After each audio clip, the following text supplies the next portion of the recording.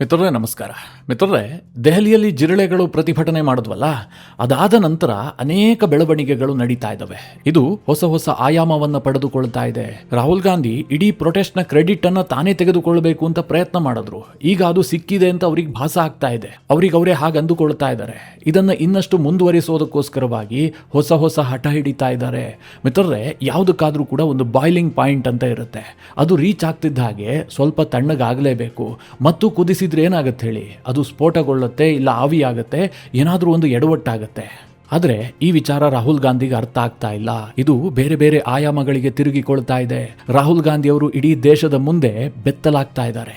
ಇವತ್ತು ಕೂಡ ಹಾಗೆ ಆಯಿತು. ರಾಹುಲ್ ಗಾಂಧಿಯನ್ನು ಪ್ರಶ್ನೆ ಮಾಡೋದಕ್ಕೆ ಬಂದಂತಹ ಸಂದರ್ಭದಲ್ಲಿ ಓರ್ವ ಜರ್ನಲಿಸ್ಟ್ಗೆ ರಾಹುಲ್ ಗಾಂಧಿ ಕೊಟ್ಟಂತಹ ಉತ್ತರ ಅವರೆಷ್ಟು ವೀಕ್ ಇದ್ದಾರೆ ಅನ್ನೋದನ್ನ ದೇಶಕ್ಕೆ ತೋರಿಸಿದೆ. ಅಷ್ಟು ಮಾತ್ರ ಅಲ್ಲ, ದೆಹಲಿ ಪೊಲೀಸರ ಕುಟುಂಬ ಈಗ ನ್ಯಾಯ ಕೇಳೋದಕ್ಕೆ ಶುರು ಮಾಡಿದೆ. ಅವರು ವ್ಯಾಲಿಡ್ ಪ್ರಶ್ನೆಗಳನ್ನ ರೈಸ್ ಮಾಡಿದ್ದಾರೆ. ಇನ್ನೊಂದು ಕಡೆ ಸಂಸತ್ನ ಕಲಾಪ ನಿರಂತರವಾಗಿ ವ್ಯರ್ಥವಾಗ್ತಾ ಇದೆ.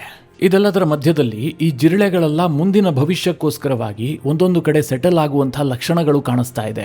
ಒಬ್ಬ ಕಾಂಗ್ರೆಸ್ ಕಡೆಗೆ ಮುಖ ಮಾಡಿದ್ರೆ ಇನ್ನೊಂದು ಜಿರಳೆ ಆಮ್ ಆದ್ಮಿ ಪಕ್ಷದ ಕಡೆಗೆ ಮುಖ ಮಾಡ್ತಾ ಇದೆ. ಇವರೆಲ್ಲರೂ ಕೂಡ ಒಂದಲ್ಲ ಒಂದು ಕಡೆ ಹೋಗಿ ಸೆಟಲ್ ಆಗ್ತಾರೆ. ಹೀಗೆ ಸಾಕಷ್ಟು ವಿಚಾರಗಳಿದ್ದಾವೆ. ಇದೆಲ್ಲದರ ಬಗ್ಗೆ ಈ ವಿಡಿಯೋದಲ್ಲಿ ನಿಮಗೆ ಡೀಟೇಲ್ ಆಗಿ ತಿಳಿಸ್ಕೊಡುವಂತಹ ಪ್ರಯತ್ನ ಮಾಡ್ತೀನಿ. ನೀವು ಈ ವಿಡಿಯೋನ ಕೊನೆವರೆಗೂ ಮಿಸ್ ಮಾಡದೆ ನೋಡಿ. ನಾನು ಮೊದಲಿಗೆ ರಾಹುಲ್ ಗಾಂಧಿ ಅವರಿಂದಲೇ ಆರಂಭಿಸ್ತೀನಿ. ಇವತ್ತು ಸಂಸತ್ನ ಕಲಾಪದ 10ನೇ ದಿನ. ರಾಹುಲ್ ಗಾಂಧಿ ಎಂದಿನಂತೆ ಸಂಸತ್ಗೆ ಬಂದ್ರು. ಕಾರಿನಿಂದ ಇಳಿತಿದ್ದ ಹಾಗೆ ಪತ್ರಕರ್ತರು ಅಲ್ಲಿ ಸೇರಿದ್ರು, ರಾಹುಲ್ ಗಾಂಧಿಯನ್ನ ಪ್ರಶ್ನೆ ಮಾಡಬೇಕು ಅಂತ. ರಾಹುಲ್ ಗಾಂಧಿಯೂ ಕೂಡ ಅಷ್ಟೇ ತುಂಬಾ ಉತ್ಸಾಹದಲ್ಲೇ ಪತ್ರಕರ್ತರ ಹತ್ರಕ್ಕೆ ಬರ್ತಾರೆ. ಯಾಕೆ ಕೇಳಿದ್ರೆ, ಇಡೀ ದೇಶದಲ್ಲಿ ನನ್ನ ಪರವಾದಂತಹ ವಾತಾವರಣ ಇದೆ, ಏನೇ ಪ್ರಶ್ನೆ ಬಂದರೂ ಕೂಡ ಅದು ನನಗೆ ಪೂರಕವಾಗಿರುತ್ತೆ ಅಂತ ರಾಹುಲ್ ಗಾಂಧಿ ಅವರ ಭಾವನೆಯಾಗಿತ್ತು. ಅಂದ್ರೆ ಸರ್ಕಾರದ ವಿರುದ್ಧ ನಾನೇನೋ ಒಂದು ಬಾಲಿಶತನದ ಹೇಳಿಕೆ ಕೊಡಬಹುದು ಅನ್ನುವಂಥ ಧಾವಂತದಲ್ಲೇ ಅವರು ಪತ್ರಕರ್ತರ ಹತ್ರಕ್ಕೆ ಬರ್ತಾರೆ. ಆದ್ರೆ ಅಲ್ಲಿ ಇಂಡಿಯಾ ಟುಡೆಯ ಪತ್ರಕರ್ತ ಪಿಯೂಷ್ ಮಿಶ್ರಾ ರಾಹುಲ್ ಗಾಂಧಿ ಅವರಿಗೆ ಕರ್ಣ ಕಠೋರವಾದಂತಹ ಒಂದು ಪ್ರಶ್ನೆ ಕೇಳಿಬಿಡ್ತಾರೆ.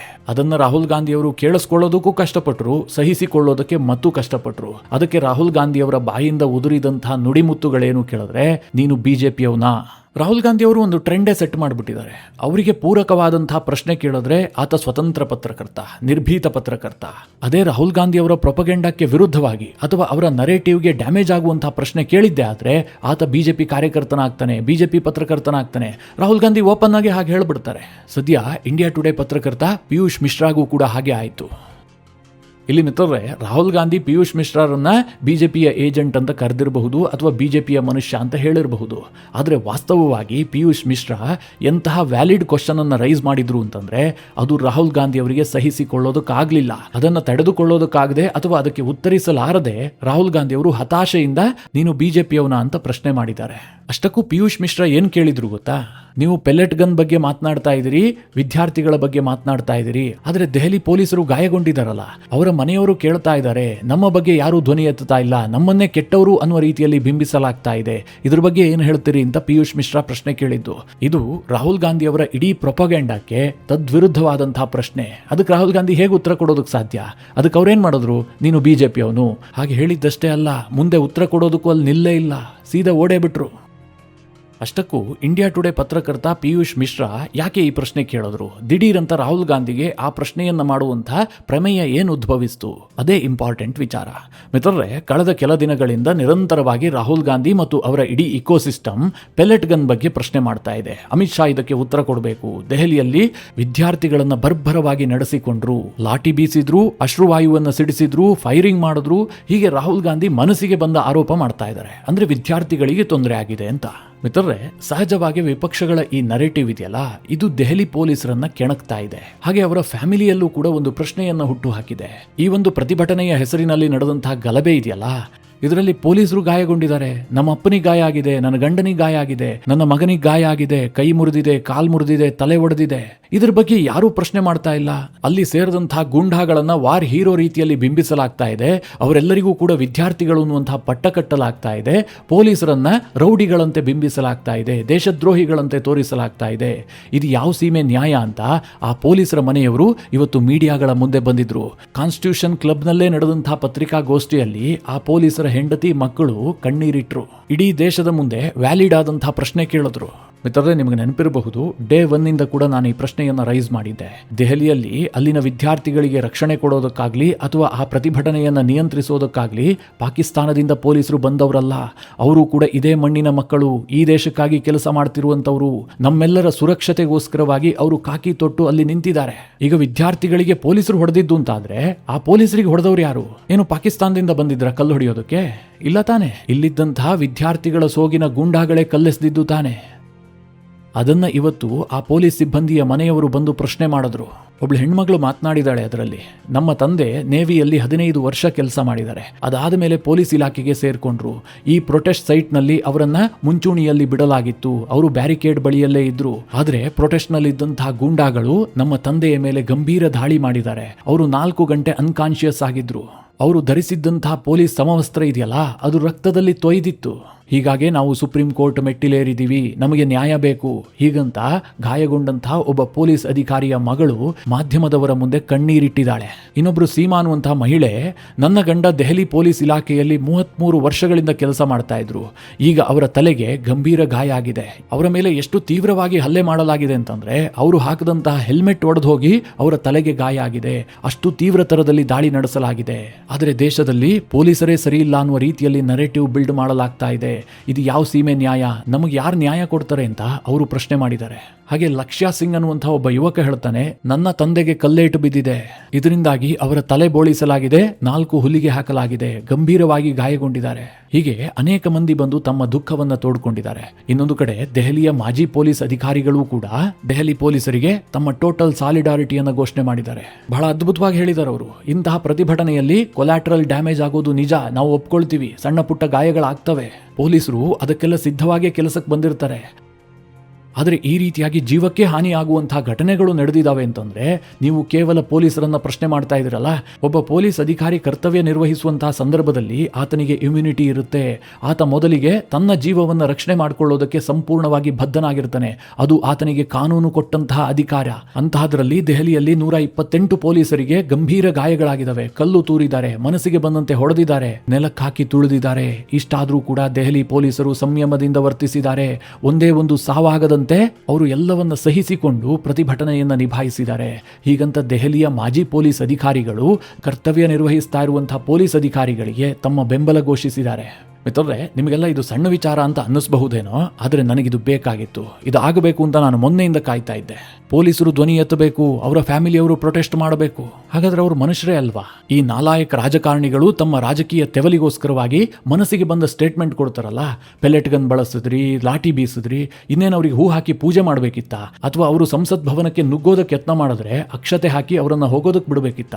ಈ ಇಡೀ ಘಟನೆಯ ಬಗ್ಗೆ ಸುದೀರ್ಘವಾಗಿ ತನಿಖೆ ಆಗಬೇಕು. ಗೂಂಡಾಗಳು ಸೇರ್ಕೊಂಡಿದ್ದು ಹೇಗೆ, ಯಾವ ರೂಪದಲ್ಲಿ ಅವರು ಬಂದ್ರು, ಯಾಕೆ ಪೊಲೀಸರ ಮೇಲೆ ಹಲ್ಲೆ ಆಯಿತು, ಇದರ ಹಿಂದೆ ಯಾರಿದ್ದಾರೆ, ಇದೆಲ್ಲದರ ಬಗ್ಗೆ ತನಿಖೆ ಆಗಲಿ ಅಂತ ಹೇಳೋದನ್ನ ಬಿಟ್ಟು ಇವರು ಇಡೀ ಪೊಲೀಸ್ ಇಲಾಖೆಯ ವಿರುದ್ಧವೇ ನರೇಟಿವ್ ಬಿಲ್ಡ್ ಮಾಡೋದಕ್ಕೆ ಯತ್ನ ಮಾಡ್ತಾ ಇದ್ದಾರೆ. ಮಿತ್ರರೇ, ಕರ್ನಾಟಕದಲ್ಲೂ ಇಂತಹ ಪ್ರತಿಭಟನೆಗಳು ಮುಂದೆ ಆಗೋದಕ್ಕಿದ್ದಾವೆ. ಆಗ ನೀವು ಕರ್ನಾಟಕದ ಪೊಲೀಸರಿಗೆ ಬಳೆ ತೊಡಿಸಿ ಕೂರಿಸ್ತೀರಾ? ಲಾಠಿ ಬೀಸೋದಕ್ಕೆ ಬಿಡೋದಿಲ್ವಾ? ಅಥವಾ ಪೊಲೀಸರ ಮೇಲೆ ಹಲ್ಲೆ ಆದ್ರೆ ನೀವು ಪೊಲೀಸರ ಪರವಾಗಿಲ್ಲದೆ ಆ ಹಲ್ಲೆ ಮಾಡಿದವನ ಪರವಾಗಿ ಧ್ವನಿ ಎತ್ತುತ್ತೀರಾ? ಇಲ್ಲಿ ರಾಹುಲ್ ಗಾಂಧಿಯವರ ಈಡೇರದಂತಹ ರಾಜಕೀಯ ಉದ್ದೇಶಕ್ಕೋಸ್ಕರವಾಗಿ ಎಂತೆಂತಹ ವ್ಯವಸ್ಥೆಯನ್ನು ಅವರು ಬಲಿ ಹಾಕ್ತಾ ಇದ್ದಾರೆ. ಇದು ಈ ದೇಶದ ದುರಂತ. ಈ ವಿಚಾರದಲ್ಲಿ ಕೇಂದ್ರ ಸರ್ಕಾರದ ಕುರಿತಾಗಿಯೂ ಕೂಡ ನನಗೊಂದು ಸ್ವಲ್ಪ ಬೇಸರ ಇದೆ. ಕೇಂದ್ರ ಸರ್ಕಾರ ಇದಕ್ಕೆ ಸಮರ್ಪಕವಾಗಿ ಉತ್ತರ ಕೊಡಬೇಕಾಗಿತ್ತು. ಹೌದು ಸ್ವಾಮಿ, ನಾವು ಲಾಠಿ ಬೀಸಿದೀವಿ ಅಂತ ಅವ್ರು ಹೇಳಬೇಕಿತ್ತು. ಅಲ್ಲಿದ್ದವರೆಲ್ಲರೂ ವಿದ್ಯಾರ್ಥಿಗಳಲ್ಲ, ಅಲ್ಲಿ ಗೂಂಡಾಗಳಿದ್ರು ಅನ್ನೋದನ್ನ ಸಾಕ್ಷಿ ಸಮೇತ ಪ್ರೂವ್ ಮಾಡಬೇಕಾಗಿತ್ತು. ಆದರೆ ಕೇಂದ್ರ ಸರ್ಕಾರಕ್ಕೆ ಜನ್ಜೀಗಳು ಅನ್ನುವ ಕಾರಣಕ್ಕೋಸ್ಕರವಾಗಿ ಹಿಂದೇಟು ಹಾಕ್ತಾ ಇದ್ದಾರೆ. 2029ಕ್ಕೆ ಅವರೇ ನಮಗೆ ವೋಟರ್ಸ್, ಆ ಭಯ ಅವರಿಗೆ ಕಾಡ್ತಾ ಇದೆ. ಆದರೆ ಈ ರಾಹುಲ್ ಗಾಂಧಿಗೆ ಸರಿಯಾಗಿ ಉತ್ತರ ಕೊಟ್ಟಿದ್ದು ಯಾರು ಕೇಳಿದ್ರೆ, ಜಮ್ಮು ಕಾಶ್ಮೀರದ ಪಕ್ಷೇತರ ಸಂಸದ ಇಂಜಿನಿಯರ್ ರಶೀದ್. ಈತ ಉಮರ್ ಅಬ್ದುಲ್ಲಾನನ್ನೇ ಸೋಲಿಸಿ ಸಂಸದನಾಗಿದ್ದಾನೆ. ಈತನ ಹಿನ್ನೆಲೆ ಏನೇ ಇರಬಹುದು, ಆದ್ರೆ ಲೋಕಸಭೆಯಲ್ಲಿ ಈತ ಮಾಡಿದಂತಹ ಭಾಷಣ ಇವತ್ತು ಭಾರಿ ಸದ್ದು ಮಾಡ್ತಾ ಇದೆ. ನನಗೇನು ಅನ್ನಿಸ್ತು ಅಂತಂದ್ರೆ, ಲೋಕಸಭೆಯಲ್ಲಿ ನಿಂತ್ಕೊಂಡು ಇಂಜಿನಿಯರ್ ರಶೀದ್ ಈ ಪ್ರಶ್ನೆ ಕೇಳಿದ್ರಲ್ಲ, ಆ ಸಂದರ್ಭದಲ್ಲಿ ರಾಹುಲ್ ಗಾಂಧಿ ಏನಾದರೂ ಸದನದಲ್ಲಿ ಇದ್ದಿದ್ದೇ ಆಗಿದ್ರೆ ಈ ರಾಶಿದ್ ಇಂಜಿನಿಯರ್ಗೂ ಕೂಡ ಬಿಜೆಪಿ ಅವನು ಅಂತ ಹೇಳ್ಬಿಡ್ತಿದ್ರೇನೋ. ಯಾಕೆ ಕೇಳಿದ್ರೆ, ರಾಶಿದ್ ಇಂಜಿನಿಯರ್ ರಾಹುಲ್ ಗಾಂಧಿಗೆ ಮುಖಕ್ಕೆ ಹೊಡೆದಾಗ ಹೇಳಿದ್ದಾರೆ. ಇವತ್ತು ರಾಹುಲ್ ಗಾಂಧಿ ಪೆಲೆಟ್ ಗನ್ ಅಂತ ಜಪ ಮಾಡ್ತಾ ಇದ್ದಾರೆ. ಆದರೆ ಈ ಪೆಲೆಟ್ ಗನ್ ಅನ್ನ ಮೊದಲಿಗೆ ಯೂಸ್ ಮಾಡಿದ್ದೇ ಕಾಂಗ್ರೆಸ್ನವರು. ಈ ದೇಶದಲ್ಲಿ ದೇಶದಲ್ಲಿ ಬಳಕೆ ಆರಂಭ ಮಾಡಿದ್ದೇ ಕಾಂಗ್ರೆಸ್ಸಿಗರು. ಇವರು ಅಮಾಯಕ ಕಾಶ್ಮೀರಿಗಳ ಹತ್ಯೆಗೆ ಇದೇ ಪೆಲೆಟ್ ಗನ್ ಅನ್ನು ಬಳಸಿದ್ದಾರೆ. ಅಂತಹ ಕೆಟ್ಟ ಸಂಪ್ರದಾಯಕ್ಕೆ ನಾಂದಿ ಹಾಡಿದ್ದೇ ಕಾಂಗ್ರೆಸ್ಸಿಗರು. 2010 ಮತ್ತು 2016ರಲ್ಲಿ ಇವರು ಜಮ್ಮು ಕಾಶ್ಮೀರದ ಸರ್ಕಾರದ ಭಾಗ ಆಗಿದ್ರು. ಆ ಸಂದರ್ಭದಲ್ಲಿ ಕಾಶ್ಮೀರದಲ್ಲಿ ಪೆಲೆಟ್ ಗನ್ ಬಳಕೆ ಆಗಿದೆ. ಈ ವೇಳೆ 400ಕ್ಕೂ ಹೆಚ್ಚು ಕಾಶ್ಮೀರಿಗಳನ್ನ ಇವರು ಮುಗಿಸಿದ್ದಾರೆ. ಈಗ ಇವರು ಪೆಲೆಟ್ ಗನ್ ಬಗ್ಗೆ ಮಾತನಾಡ್ತಾ ಇದ್ದಾರೆ ಅಂತ ಇಂಜಿನಿಯರ್ ರಶೀದ್ ತೀವ್ರ ತರದಲ್ಲಿ ರಾಹುಲ್ ಗಾಂಧಿ ವಿರುದ್ಧ ವಾಗ್ದಾಳಿ ಮಾಡಿದ್ರು. ಏನ್ ಮಾಡಿದ್ರೆ ಏನ್ ಬಂತು ಹೇಳಿ? ಈ ದೇಶ ಇಂತಹ ವಿಪಕ್ಷ ನಾಯಕನನ್ನ ಪಡೆದಿದೆಯಲ್ಲ, ನಾವೇ ಧನ್ಯ ಅಂತ ಸುಮ್ಮನಾಗ್ಬೇಕಷ್ಟೇ. ಯಾಕೆ ಈ ಮಾತು ಹೇಳಿದೆ ಅಂತಂದ್ರೆ, ಸಂಸತ್ತಿನ ಮಳೆಗಾಲದ ಅಧಿವೇಶನ ಆರಂಭವಾಗಿ 2 ವಾರ ಕಳೆದು ಹೋಗಿದೆ. ಈ ನಡುವೆ 10 ದಿನಗಳ ಕಾಲ ಲೋಕಸಭೆ ಮತ್ತು ರಾಜ್ಯಸಭೆಯಲ್ಲಿ ಮಹತ್ವದ ಚರ್ಚೆ ಆಗಬೇಕಾಗಿತ್ತು. ಇದು ಮಳೆಗಾಲದ ಅಧಿವೇಶನ. ಸದ್ಯ ದೇಶದಲ್ಲಿ ಮಳೆಗೆ ಯಾವ ರೀತಿಯಾಗಿ ಬರ ಇದೆಯೋ ಹಾಗೆ ಲೋಕಸಭೆ ಮತ್ತು ರಾಜ್ಯಸಭೆಯಲ್ಲೂ ಕೂಡ ದೇಶದ ಹಿತದ ಕುರಿತಾದಂತಹ ಚರ್ಚೆಗೆ ಅದೇ ರೀತಿಯ ಬರ ಆವರಿಸಿದೆ.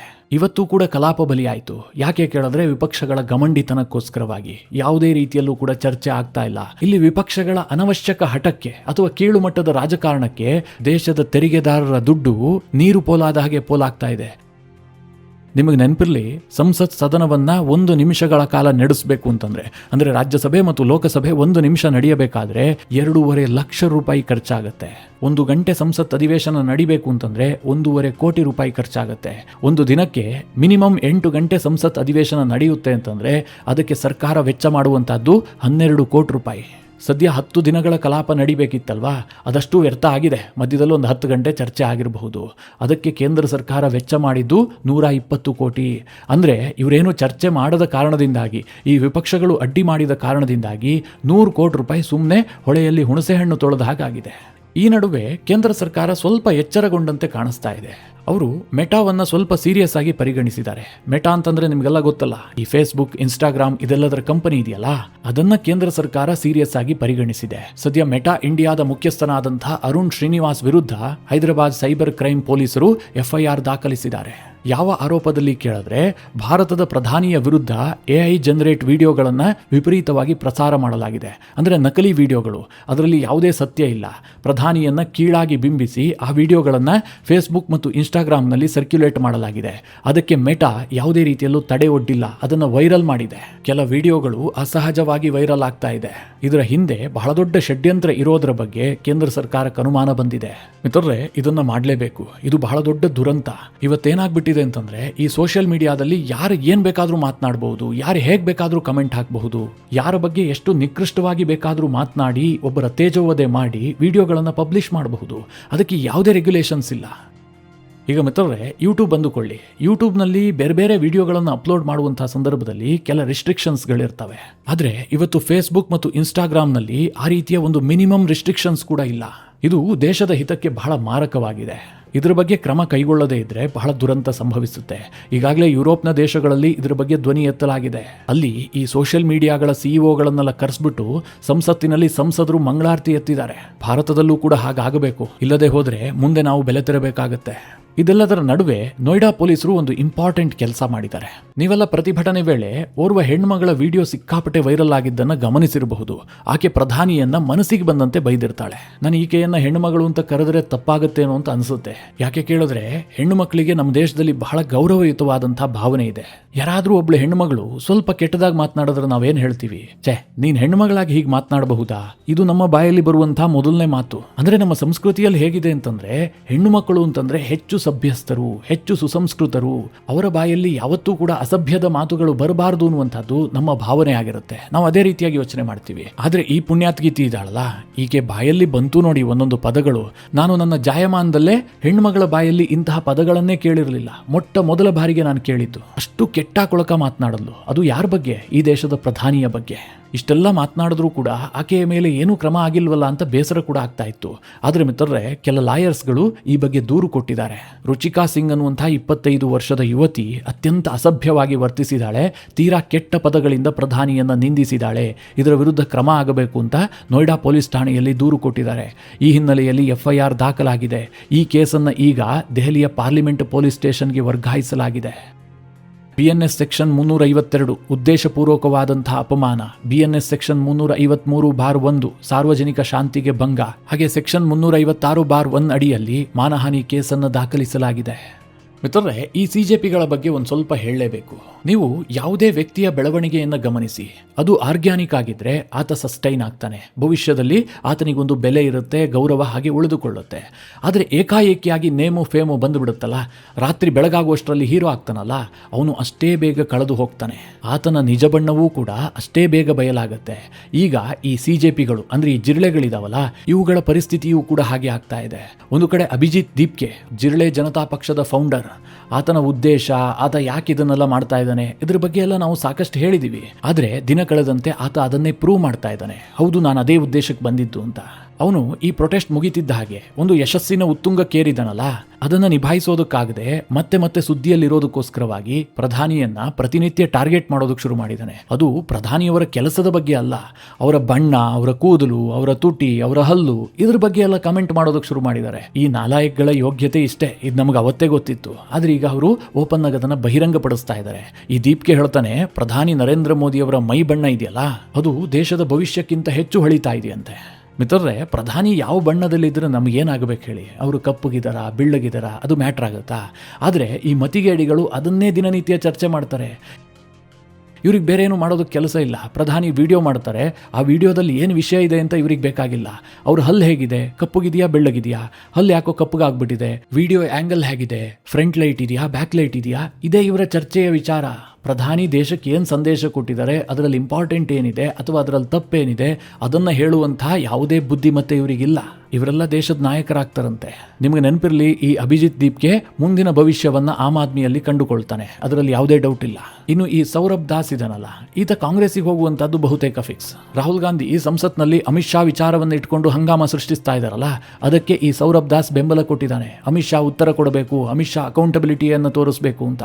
ಇವರ ಅಕೌಂಟಬಿಲಿಟಿಯ ಬಗ್ಗೆ ನಾನು ಮೊನ್ನೆನೇ ನಿಮ್ಗೆ ಹೇಳಿದ್ದೀನಿ. ಪ್ರಧಾನ್ ರಾಜೀನಾಮೆ ಆಗ್ತಿದ್ದ ಹಾಗೆ ಇವರೇನು ಮಾಡಿದ್ರು? ಪಂಜಾಬ್ಗೆ ಹೋಗಲಿಲ್ಲ, ಅಲ್ಲಿನ ಪ್ರಶ್ನೆ ಪತ್ರಿಕೆ ಸೋರಿಕೆಯ ಬಗ್ಗೆ ಧ್ವನಿ ಎತ್ತಲಿಲ್ಲ, ನೇರವಾಗಿ ಹೋಗಿದ್ದು 5 ಸ್ಟಾರ್ ಹೋಟೆಲ್ಗೆ, ಅಲ್ಲಿ ಮೋಜು ಮಸ್ತಿ ಮಾಡೋದಕ್ಕೆ. ಇದು ಇವರ ಅಕೌಂಟಬಿಲಿಟಿ. ಇವರಿಗೆ ಅಮಿತ್ ಶಾ ಅಕೌಂಟಬಿಲಿಟಿ ಬೇಕಂತೆ. ನೋಡಿ, ಇನ್ನು ಮುಂದೆ ಇವರದ್ದು ಬಹಳಷ್ಟು ಸುದ್ದಿಗಳು ಹೊರಗೆ ಬರ್ತವೆ. ಮಿತ್ರರೇ, ಈ ಇಡೀ ವಿಚಾರದ ಕುರಿತಾಗಿ ನಿಮ್ಮ ಅನಿಸಿಕೆ ಅಭಿಪ್ರಾಯಗಳೇನು ಕಮೆಂಟ್ ಮಾಡುವ ಮೂಲಕ ನಮಗೆ ತಿಳಿಸಿ. ಹಾಗೆ ನಿಮಗೆ ಈ ವಿಡಿಯೋ ಇಷ್ಟವಾದರೆ ಲೈಕ್ ಮಾಡಿ. ಜೊತೆಗೆ ನೀವಿನ್ನೂ ನಿಮ್ಮ ನೆಚ್ಚಿನ ಸಂಸ್ಕಾರ ಸೌರಭ ಯೂಟ್ಯೂಬ್ ಚಾನಲ್ನ ಸಬ್ಸ್ಕ್ರೈಬ್ ಮಾಡಿಲ್ಲ ಅಂತಾದರೆ ಈ ಕೂಡಲೇ ಸಬ್ಸ್ಕ್ರೈಬ್ ಮಾಡಿ. ಮುಂದಿನ ಎಲ್ಲ ಅಪ್ಡೇಟ್ಗಳ ನೋಟಿಫಿಕೇಷನ್ಗಾಗಿ ಬೆಲ್ ಐಕಾನ್ ಒತ್ತಿ.